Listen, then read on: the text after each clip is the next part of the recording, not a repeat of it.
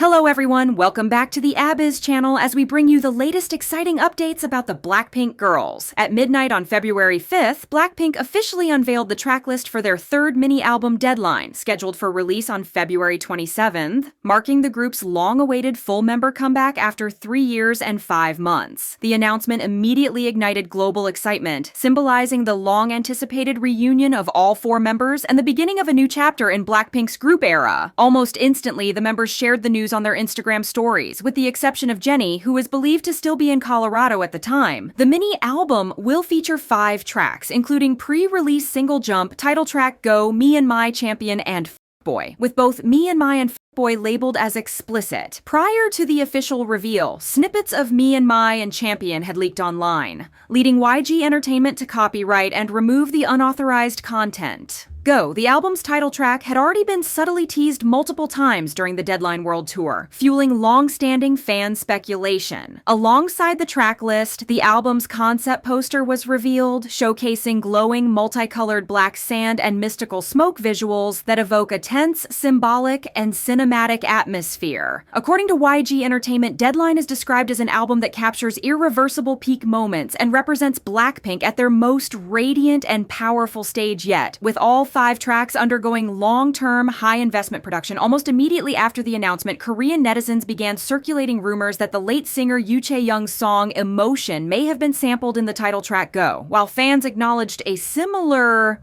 jump energy, many emphasized that the structure and composition are fundamentally different. The absence of a credits poster, however, caused confusion among fans, particularly regarding the fun collaboration previously mentioned by Rosé, which does not appear on the Deadline track list. This has fueled optimistic speculation that the collaboration may instead appear on Blackpink's full-length album, reportedly scheduled for August to celebrate the group's 10th anniversary. The theory gained further traction after Rosé referenced a group collaboration during her interview on Alex Cooper's Call Her Daddy podcast, leading fans to believe another comeback may follow soon after Deadline. Earlier, Rosé publicly showed support for Jisoo by sharing the poster for Netflix's Boyfriend on Demand on her Instagram story with the message, "Ah, Jisoo, let's go." Jisoo quickly reposted the story, captioning it in Korean with a simple but powerful, "Let's go!"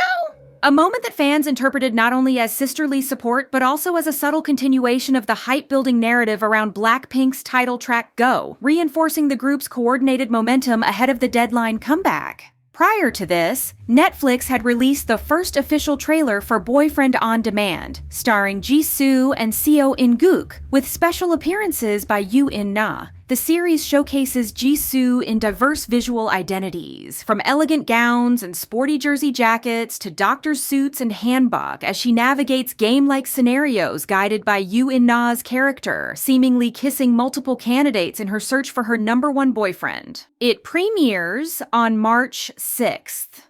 Meanwhile, on February 6th, Deadline confirmed that Lisa is preparing for another major acting project, reuniting with the White Lotus executive producer David Bernard for a new Netflix romantic comedy film. The project will be written by Katie Silberman, set it up Booksmart, and marks a tonal shift from the darker themes associated with the White Lotus. Although the title and plot details remain undisclosed, sources revealed that the project was developed during Lisa and Bernard's time working together on the HBO series, where they bonded over their shared love for the classic rom-com Notting Hill, 1999, starring Julia Roberts and Hugh Grant. The iconic story of a global celebrity falling in love with a normal bookstore owner is believed to be a key inspiration for the upcoming film. Notably, on December 6th, 2022, Lisa posted an Instagram story showing herself standing in front of Notting Hill in London, suggesting the film's long-standing emotional significance for her. The movie is also widely known as one of Blackpink's all-time favorite classic films, particularly for Jennie. In parallel, Lisa has officially signed with Johnson Shapiro Sluett and Cole LLP, a leading entertainment law firm representing major global artists and actors, signaling a strategic expansion of her international acting career. At the same time, Jennie and Tame Impala officially released the Dracula remix at midnight on February 5th. The remix delivers a darker, more atmospheric soundscape, blending Jennie's vocals, rap delivery, ad-libs, and melodic layering into a cinematic production that has drawn widespread praise for its originality and sonic cohesion. Jennie is officially credited as both composer and lyricist on the track, further solidifying her artistic credibility and versatility. In parallel, Jennie has received 5 nominations at the 23rd Korean Music Awards, widely regarded as South Korea's closest equivalent to the Grammy Awards, making her the only K-pop soloist nominated simultaneously in Musician of the Year, Album of the Year,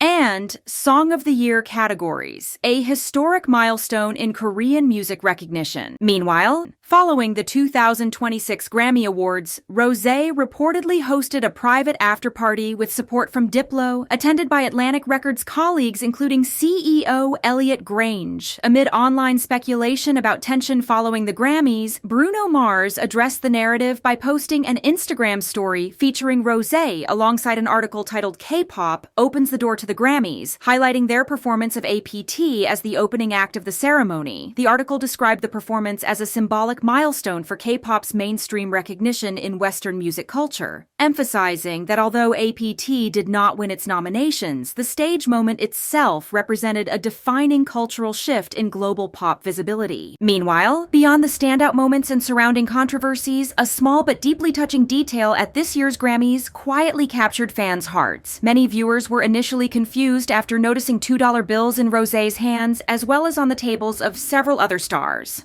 As the story behind the mysterious bills was revealed, the moment transformed from one of confusion into unexpected warmth. The bills were gifts from attorney Stephen Reisman, a figure known to be close to many celebrities, who has a long-standing personal tradition. Whenever he meets someone, famous or not, he gives them a $2 bill as a symbol of good luck. What first appeared to be a random detail ultimately revealed itself as a simple but meaningful act of kindness. Here's the touching story behind it, one you shouldn't miss. Every day's a struggle. We're all the same, right? And, the Instagram, when you see people on Instagram living their best life and having the best time and being on beaches and traveling and stuff like that, that's not real life. Real life is what we all go through every day, right? Everyone has stuff that they carry with them. Everyone has trauma and everyone has issues. To me, it's an obligation to try and make the world a better place. I do it like this. I give you 3 $2 bills. Okay. They're not for you. One is for you, for health and wealth. The other 2 are for you to give to somebody else in life. Why? Because giving is twice as good as receiving, right? So you give these to someone else and you get to feel what it's like to give. And I believe that giving is living, and we're all here, we're all just people. Whether you're a beautiful person, we're all beautiful, right? Whether you're skinny or heavy like me or whatever, just do your best every day. 3 for you, I put it in your hands. Only once for you, keep it. And I do that. I've done that for 20 years to everybody that I met, and that is my purpose. I think that's my purpose. I lost my son. It's the worst thing in the world. I wouldn't wish that on anybody. But I know that he would want me to do this. He would want me to be a better person and to be kind to some people and look after everybody, whether you agree with them or not. Just be a good person, be kind,